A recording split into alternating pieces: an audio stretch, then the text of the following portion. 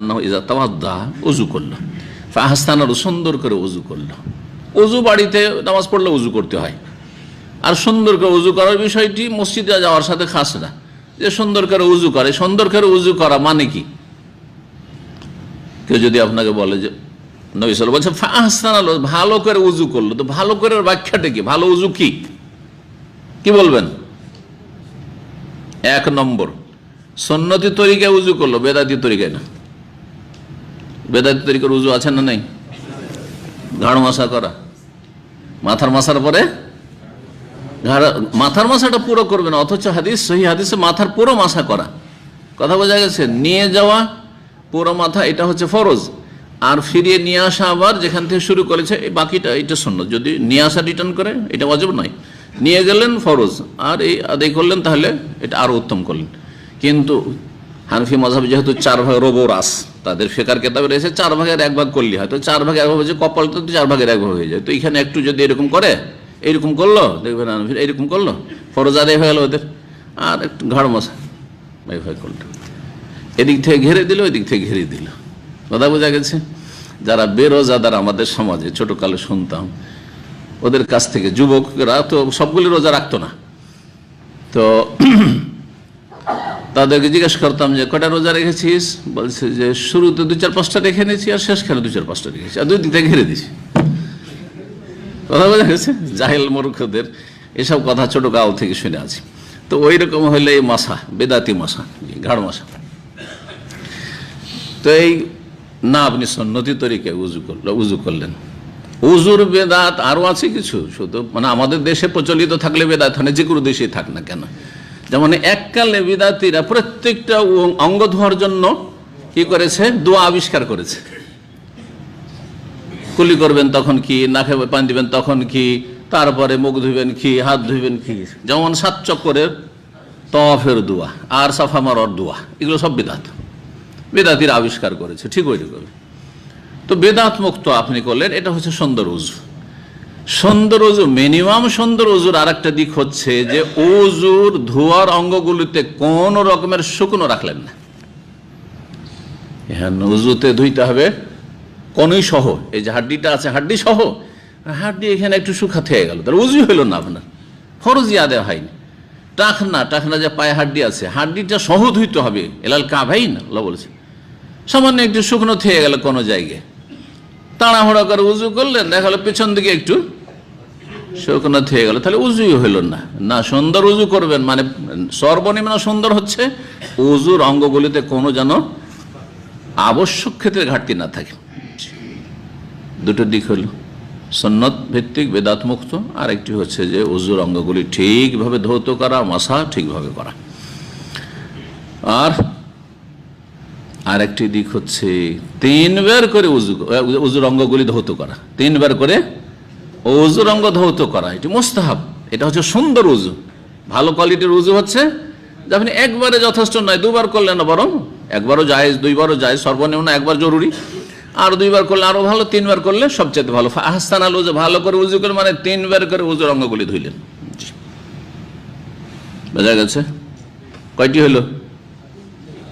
3টি হলো। চতুর্থ একটা বয়ান করেছে কেউ, কিন্তু সেটি ভুল। সেটা হচ্ছে উজুর অঙ্গগুলি বেশি করে ধুইল, এতটা ধোয়া জরুরি কনই সহ, আপনি একদম বগল থেকে ধুলেন। হ্যাঁ, পায়ের টাকনাটা ধোয়া হইলে যথেষ্ট, কিন্তু হাঁটু পর্যন্ত ধুলেন।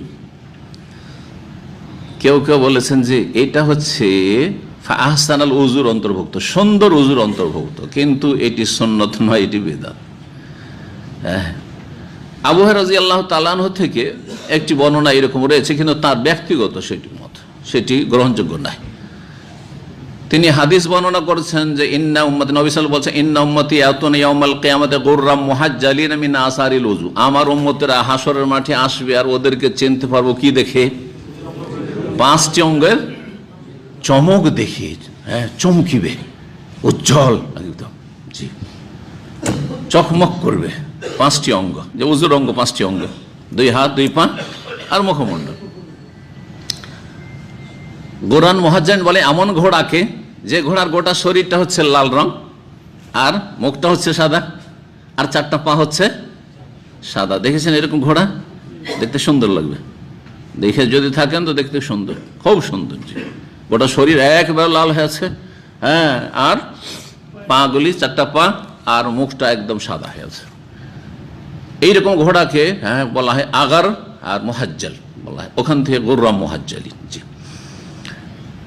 তো এত সুন্দর লাগবে আর আমি চিনতে পারবো যেগুলো আমার উম্মত নবী সাল্লাল্লাহু আলাইহি ওয়াসাল্লাম বলছেন। তাহলে ওই উম্মত গুলো নামাজি না বেনামাজি? না বেনামাজি উজু করে?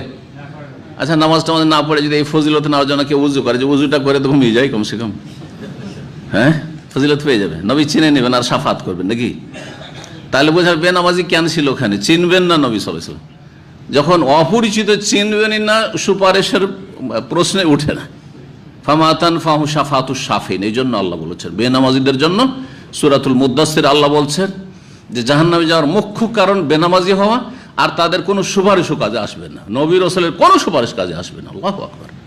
কখনো বেনামাজি থাকবেন না, মাজার পূজা করবেন না, শিরক কুফরি করবেন না, নাস্তিক হবেন না, আর বেনামাজি হবেন না। বাকি গুনাহ থাকলে আল্লাহ মাফ করতে পারেন, গুনাহ করিয়েন না, কিন্তু মিনিমাম এতটা রাখেন যাতে করে ওয়ালা তামুতুন্না ইল্লা ওয়া আনতুম, কমপক্ষে মুসলিম হয়ে মরতে পারেন, আল্লাহর কাছে যেতে পারেন, তাহলে মুসলিম। মদখোর মুসলিম যদি 5 ওয়াক্ত নামাজ পড়ে, কথা বোঝা গেছে? ঘুষখোর মুসলিম যদি 5 ওয়াক্ত নামাজ পড়ে, আর মাজার পূজা থেকে বেঁচে থাকে, ইমান ভঙ্গকারী বিষয় থেকে, শেহর জাদু থেকে বেঁচে থাকে, নাস্তিকতার কুফরি থেকে বেঁচে থাকে, জি, সেকুলারিজমের কুফরি থেকে বেঁচে থাকে, তাহলে মুসলিম সে। এই জন্য কমপক্ষে মিনিমাম মুসলিম হইতে হলে 5 টাইম সালাত আদায় করতে হবে, 17 রাকাত সালাত আদায় করতে হবে কমপক্ষে। জি, তো কি বলছিলাম? বেনামাজি এই উম্মতে শামিল নয়। জি, হাদিস প্রমাণ করে যে আমার উম্মতকে চিনতে পারবো, হ্যাঁ, চেনা যাবে, আসবে আমার কাছে, আর বলবো যে এগুলো আমার উম্মত। কি দেখে? 5টি অঙ্গ দেখে। তাহলে তারা মুসল্লি ছিল, উজুকারী ছিল, উজু করতো, 5 ওয়াক্ত নামাজ পড়তো তারা। জি, ফি জান্নাতি ইয়াতাসাআলুন আনিল মুজরিমিন মা সালাকাকুম ফি সাকার, জান্নাতে জান্নাতীরা যাওয়ার পরে এই গ্রামের অনেক লোকে জান্নাতে দেখতে পাবে না, স্বাভাবিক, জাহান্নামে গেছে, খুঁজে পায় না ওদেরকে, খোঁজ করবে আপনজন, আত্মীয় স্বজন, গ্রামবাসী, বন্ধু, ছোটকালে ওদের সাথে লেখাপড়া করেছে স্কুলে মাদ্রাসায়, খুঁজে পায় না, কি ব্যাপার, কোথায় গেল এরা, দেখা সাক্ষাৎ হচ্ছে না, জান্নাতে চলে আসলাম। ইয়াতাসাআলুন, একে